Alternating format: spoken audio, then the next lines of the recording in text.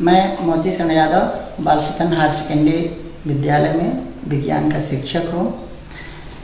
प्यारे बच्चों, आज जो है हम लोग पत्तियों के सतह पर पाए जाने वाले रंध्र का अर्थात स्टोमेटा का संयुक्त सूक्ष्मदर्शी के द्वारा अध्ययन करेंगे। बच्चों, हम जानते हैं कि पत्तियों के दो भाग, एक ऊपरी सतह जो चिकना होता है और निचला सतह जो होता है खुरदुरा होता है। उस खुरदुरे सतह पर छोटे छोटे पत्तियों में छिद्र पाए जाते हैं और उन छिद्रों को ही रंध्र कहा जाता है। ये जो छोटे छोटे छिद्र हैं ये पौधों में श्वसन अंग का कार्य करते हैं। इन्हीं के द्वारा पौधे ऑक्सीजन लेते हैं और कार्बन डाइऑक्साइड रिमूव करते हैं। किंतु सामान्य तौर से ये कहते हैं कि पेड़ पौधे जो है कार्बन डाइऑक्साइड के द्वारा भोजन का निर्माण करते हैं। अतः जो रात्रिकालीन सेवा में है तो पेड़ पौधे जो है भोजन बनाने के लिए उनको सूर्य का प्रकाश, पानी, कार्बन डाइऑक्साइड और प्लांट का ग्रीन होना आवश्यक है। तो चूँकि रात्रिकालीन में सूर्य का प्रकाश नहीं मिलता है, अतः पौधे जो है रात्रि के समय भोजन का निर्माण नहीं बना पाते हैं सूर्य के प्रकाश की अनुपस्थिति से। अतः उस परिस्थिति में भी उनके अंदर जो है तो कार्बन डाइऑक्साइड और ऑक्सीजन का जो परिवहन होता है वो क्रमशः जारी रहता है।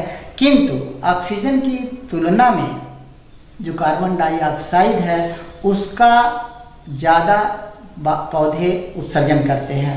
अतः रात्रि के समय में पेड़ पौधों के नीचे सोने से कार्बन डाइऑक्साइड का जो सांद्रण है वो बढ़ जाएगा और उसके बढ़ जाने से यदि पौधों के नीचे सोया जाए तो हमारे शरीर के अंदर में श्वसन नलिकाएं जो हैं बाधित होती हैं। इसके बाधित होने से हमारे शरीर के अंदर उपस्थित फेफड़ों में कुछ मतलब कि इन्फेक्शन हो सकता है, जैसे अस्थमा, ब्रांकाइटिस और इसके साथ साथ इसिनोफिलिया। अतः रात्रिकालीन सेवा में, रात्रिकालीन समय में पौधों के नीचे सोना नहीं चाहिए। अब हम रंध्र का जो अध्ययन है ये संयुक्त सूक्ष्मदर्शी के द्वारा करते हैं कि वास्तव में वो रंध्र कहाँ पर होते हैं, कैसे होते हैं।